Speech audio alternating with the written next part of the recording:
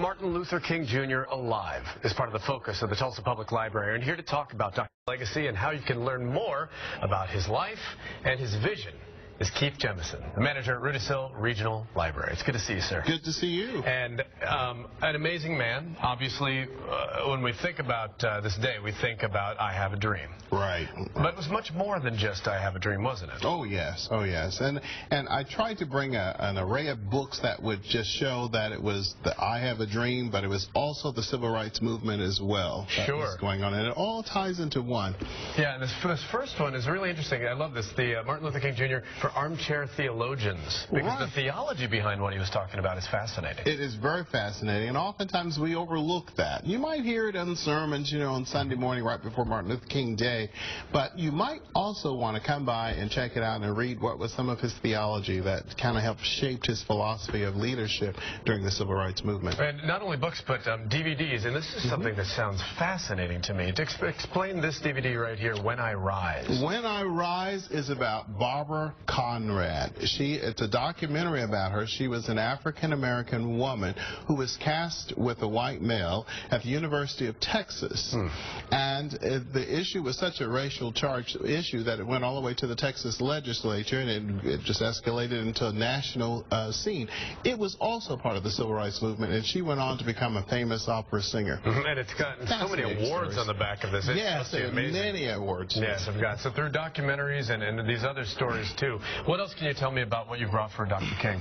What I've also brought is a children's book, because I think that a lot of children may not know a lot about Martin Luther King other than just the speech. And I think this is a perfect time for a family to sit down, take a children's book, and just read about Martin Luther King and share it and answer questions. And this is one that I brought there. This one that's next to it is called Roots of Resistance. And Roots of Resistance kind of explain that passive resistance, that nonviolence approach.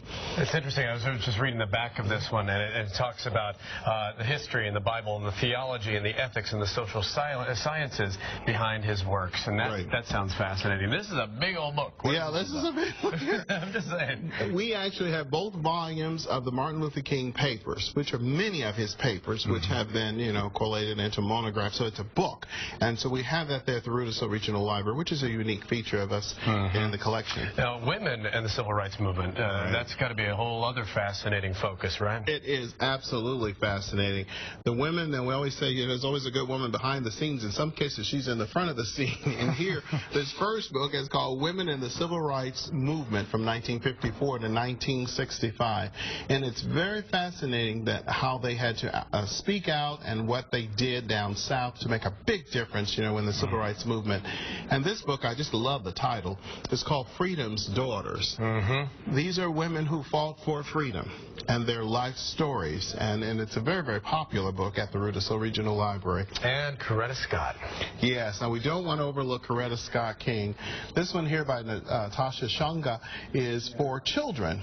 And the book is titled, obviously, Coretta Scott King. And I think it's beautiful artwork, too. Well illustrated into. It's a children's book. Do you find a lot of families coming to the library now and getting more interested in not only the history of our area, but the history of the civil rights movement? It seems like it's a very passed down family thing to talk about nowadays. It is. We'll see a cross-section of folk coming over to Rudisill Regional Library during this period of time, and they're researching Martin Luther King.